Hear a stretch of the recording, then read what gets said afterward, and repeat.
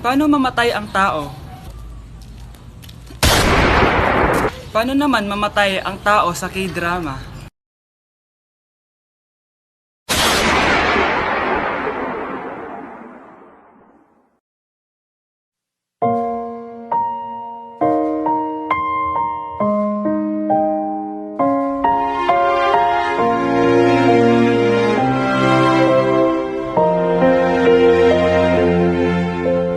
널 품기 전 알지 못했다. Ang fresh ko today! Anak, sali mo naman ako dyan sa selfie mo. Sige na, tara. 1, 2, 3. Ayan! Oh, sige na anak, magluluto na ako ha. Ba't wala si nanay dito? Bes, sira na ata tong phone ko. Bago lang yan, nangyari. Nag-selfie kasi kami ni nanay pero sa picture, ako lang yung nandun. Ha? Posible ba yun? Yun na nga eh. Try mo kaya picture nanay mo na mag-isa lang siya.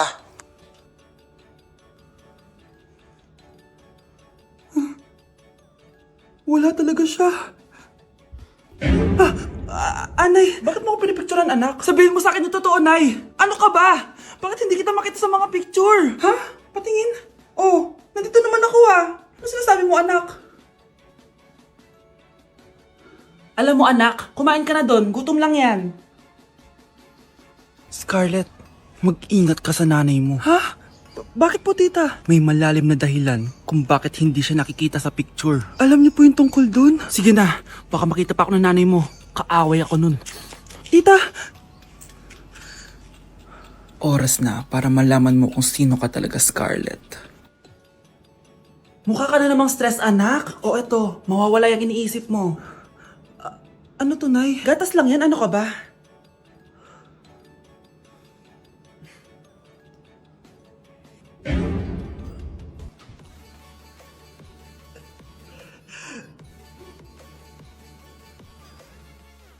Wow! Gising na siya!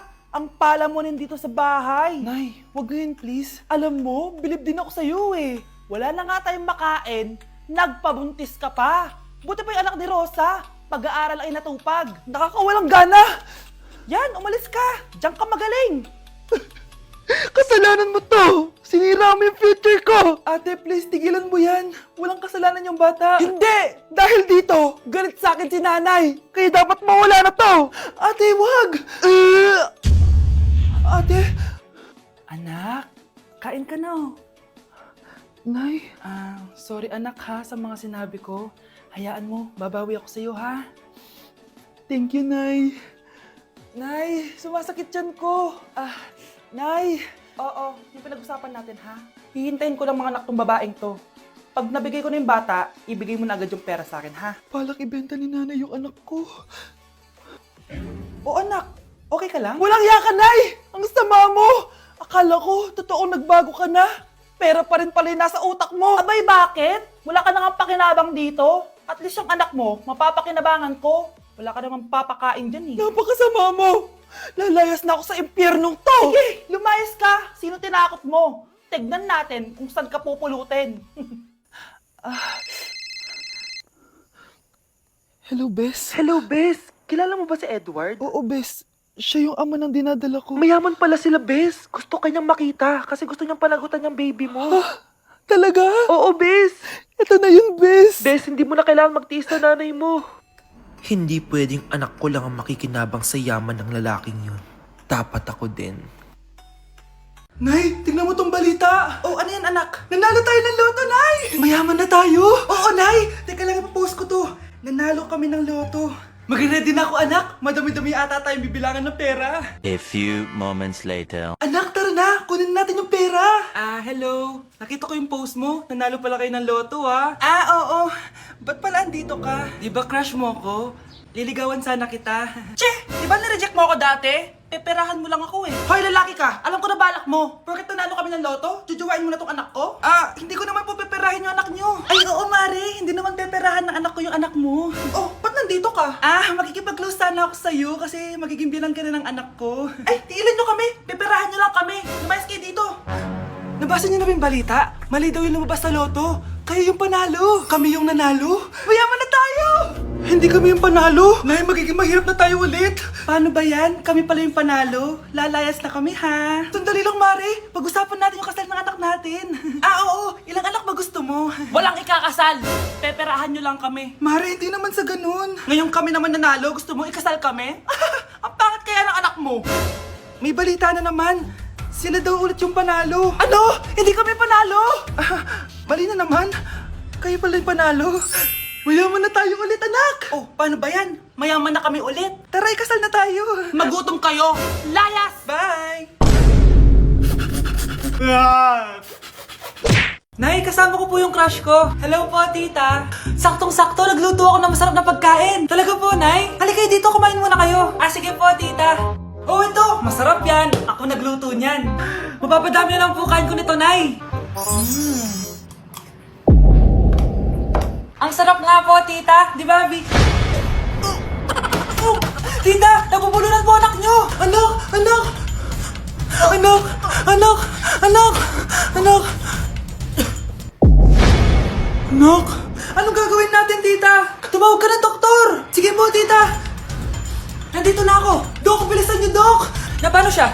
Nabulunan po! May jowa pa siya? Importante pa ba yun? Ligtas mo anak ko! Ito na, ito na! Patay na siya! Anak! Patay na siya! Sayang, ka-crushback ko pa naman siya! Crushback mo ako? Pag ngayon mo lang sinabi, so tayo na? Babe? Yes, babe? Magpa 5 years na kasi tayo bukas, babe. Gusto ko na sanang i-level up yung relationship natin. Ha? Ayoko pa maging nanay. OMG! Will you marry me? Wait lang, parang nakita ko na yan. Seryoso ka ba, Michael? 299 pesos na engagement ring? Yun ba yung halaga ko sa'yo? Babe, hindi naman importante kung mahal yan or mura, di ba? Ang importante, nagmamahalan tayo. 5 years tayo! Tapos eto lang bibigay mo sa akin, ha? Hindi pa ba sapat yung magpapakasal tayo tapos magkakapamilya? Nag-expect ako sa'yo. Akala ko bibigyan mo ako ng bagong bahay, ng bagong sasakyan. Tapos ito lang bibigay mo sa akin? Buti naman at lumabas na yung tunay na kulay mo bago kita pakasalan. Ha? Sinusubukan lang kita. At tama nga ako, na gold digger ka. Michael, sayang. Nakahanda na pa naman yung titulo ng mansion na ibibigay ko sa'yo. Pati yung sports car. Michael, sorry. Joke lang yun. I guess, pera lang ang habol mo sa akin. Hindi mo deserve to. Hoy kayo matulog na kayo. Papatin ko na yung wifi. Sige na. Buti na lang may data ako. Babe, okay na. Babe, para kang tae. Bakit naman, babe? Kasi hindi kita kayang paglaruan. Parang tanga to. Ano ba yan natin? Likot-likot mo. Nagre-review ako dito. Alam mo, kailangan mo ng jowa kasi ang boring ng buhay mo. Ate, di ko kailangan ng jowa, okay? Kailangan ko maging top 1 sa school namin. Kuya!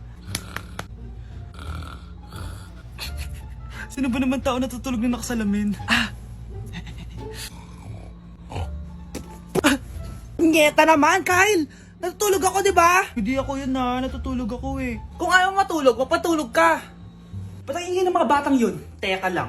Ano ba yan ang ingay nyo? Hindi ako mapag-focus dito. Pinang matulog, mga punyeta talaga yun. Sinali, bakit? Bakit ang ingay nyo? Di ba sabi matulog na? Matulog na kayo, ha? Yes, makakapag-tiktok na ako.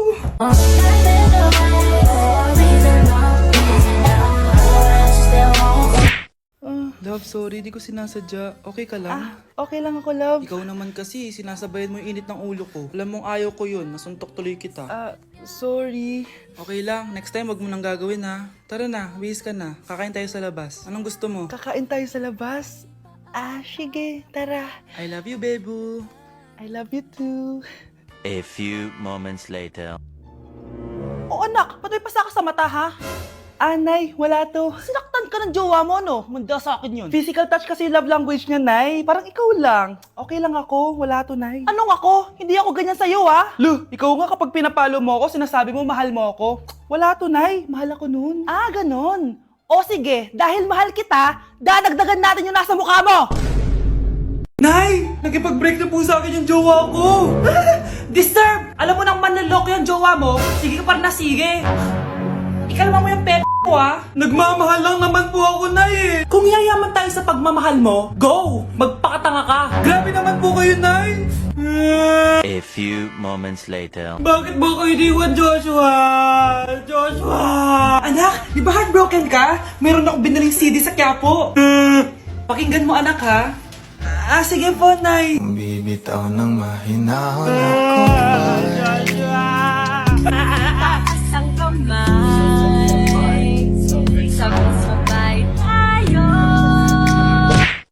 bahay niya? Ah, hi! Nandiyan po ba si Mr. Joshua? Sinong Joshua? Yung asawa ko? Opo, may sasabihin lang ako. Anong sasabihin mo? Na anak niya ako at gusto ko siyang makita. Anong pinagsasabi mo? Nandito yung anak ko. Alam mo, kung nang trip ka lang, umalis ka na dito. Mahal, ano mangyayari? Anak mo daw to, mahal. Totoo ba, mahal? Aamin na ako. Anak ko siya sa labas. Niloko mo ako! Oh anak, ba't nandito ka? Ah, Nay, pinuntahan ko lang po si tatay. Ikaw yung nanay niya? Oo, bakit? Mga walang iya kayo! Ba't kayo tumatawa? It's a prank! Na-prank kita, mahal! Na-prank ka namin, Mare! Walang prank-prank dito! Huwag ka na uwi dito! Manaloko ka! Mahal! Mahal! Prank lang yun! Prank lang yun! Lumayas ka dito! Layas!